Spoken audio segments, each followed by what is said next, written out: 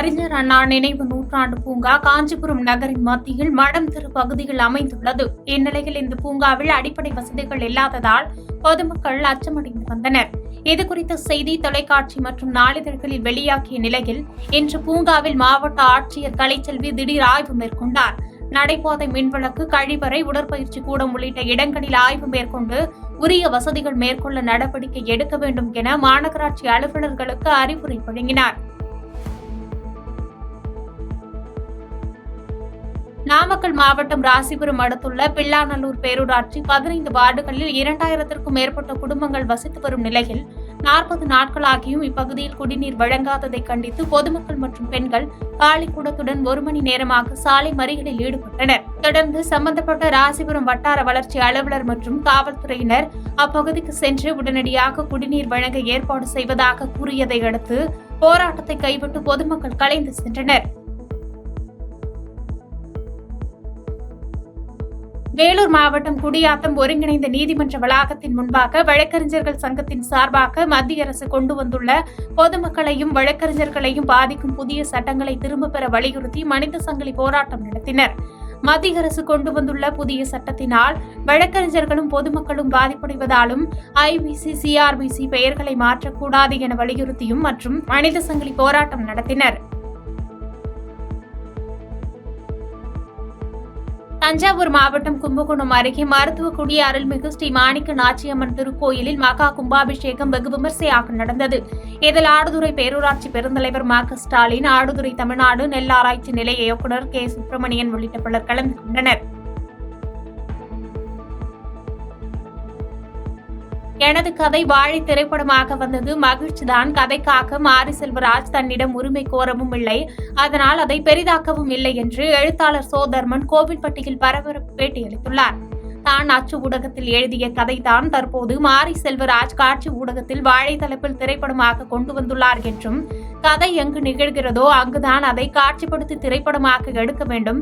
சிறுவர்கள் படும் வேதனையையும் வலியையும் அடையாளமாக முதலில் படைப்பாக உருவாக்கியவன் நான் தான், அதற்கு அவர் உயிர் கொடுத்து உள்ளார் என்று தெரிவித்தார்.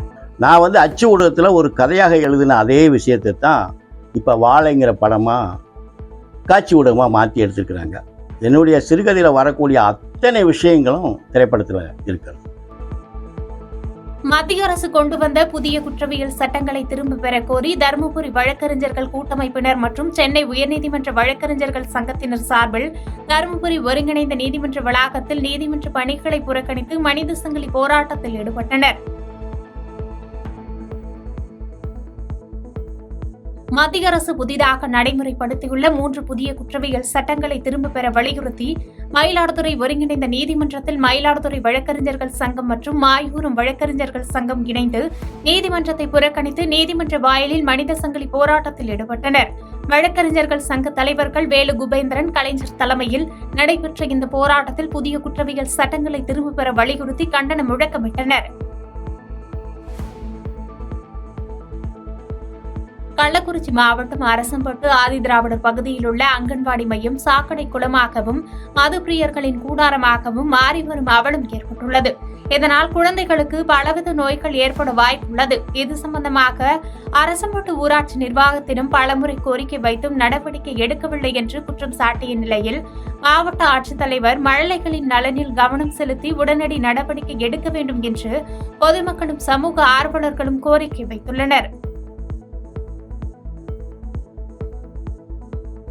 மதுரை மாவட்டம் முசலம்பட்டி பிஆர்சி பணிமனை அருகே அதிமுக புதிய உறுப்பினர் அடையாள அட்டை வழங்கும் நிகழ்ச்சி நடைபெற்றது.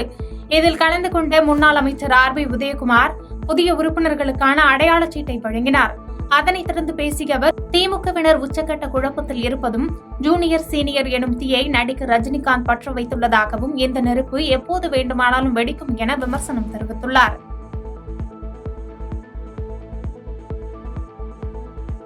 திருப்பூர் மாவட்டம் பல்லடம் அருகே மக்களுக்கான மக்களுடன் முதல்வர் சிறப்பு திட்ட முகாம் வடுகுபாளையம் புதூரில் உள்ள தனியார் திருமண மண்டபத்தில் நடைபெற்றது. பல்வேறு துறை சார்ந்த மனுக்கள் மீது உடனடி நடவடிக்கை எடுக்கப்பட்டு முதலமைச்சரின் மருத்துவ காப்பீட்டு அட்டை, வீட்டுமனை தடையில்லா சான்று, சாதி சான்றிதழ் போன்ற சேவைகளுக்காக மனு அளித்த பொதுமக்களுக்கு உடனடியாக சான்றிதழ்கள் வழங்கப்பட்டது. ஓமலூர் அருகே 4 ஆண்டுகளுக்கு பிறகு பெரியரிப்பட்டு ஏரி நிரம்பியதால் மகிழ்ச்சியடைந்த விவசாயிகள் மற்றும் கிராம மக்கள் மகிழ்ச்சியுடன் ஏரியில் குதித்து கொண்டாடினர். இதனைத் தொடர்ந்து ஆக்கிரமிப்பில் உள்ள ஏரியின் பகுதிகளை மீட்க வேண்டும் என்றும் பொதுமக்கள் கோரிக்கை வைத்தனர். புதுக்கோட்டை ஒன்றியத்திற்குட்பட்ட வடவாளம் ஊராட்சியில் மக்கள் தொடர்பு முகாம் நடைபெற்றது. ஏற்கனவே பெறப்பட்ட மனுக்களுக்கு தீர்வு காணப்பட்ட பயனாளிகளுக்கு வருவாய்த்துறை, வேளாண்மைத்துறை, தோட்டக்கலைத்துறை, மருத்துவத்துறை, மகளிர் சுய உதவி குழுவினர் உள்ளிட்ட அனைவருக்கும் நலத்திட்ட உதவிகள் வழங்கப்பட்டது.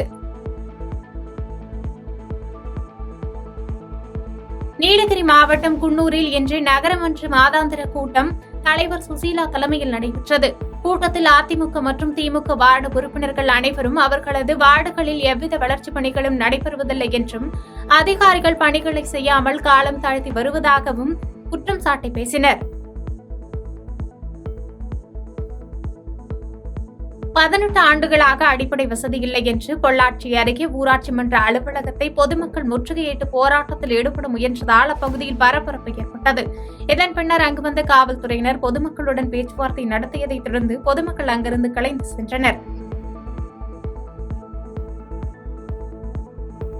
செங்கல்பட்டு மாவட்டம் மதுராந்தகம் நகரத்தில் மறைந்த தேமுதிக நிறுவன தலைவர் கேப்டன் விஜயகாந்தின் 72வது பிறந்தநாள் விழா சிறப்பாக நடைபெற்றது. அதனைத் தொடர்ந்து பள்ளி மாணவ மாணவிகளுக்கு நோட்டு புத்தகம், பேனா, பென்சில் மற்றும் இனிப்புகள் வழங்கப்பட்டது.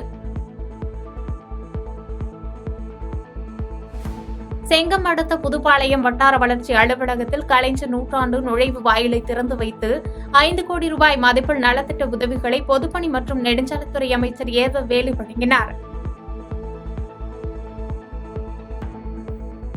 தேனி அருகே தனிநபர்களுக்கு சொந்தமான இடத்தினை ரியல் எஸ்டேட் நிறுவனத்தினர் ஆக்கிரமிப்பு செய்து பொது வழிப்பாதையாக மாற்றியதாகவும் அதற்கு பெரியகுளம் வருவாய் கோட்டாட்சியர் உடந்தையாக இருப்பதாக கூறி பல்வேறு கட்சியினர் சார்பில் தேனி மாவட்ட ஆட்சியர் அலுவலகத்தில் ஆர்ப்பாட்டம் நடைபெற்றது.